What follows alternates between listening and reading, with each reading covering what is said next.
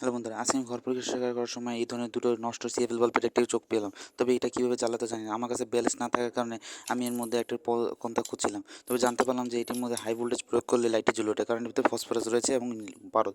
এর পরিবর্তে আমি ব্যালেন্সের পরিবর্তে এরকম মাস্কিটো কিলার ব্যাটারি সার্কিট ইউজ করবো, যেটা 2 কিলো ভোল্ট উৎপন্ন করে, যেটা এই বাতিটিকে জ্বালাতে সহযোগ করবে।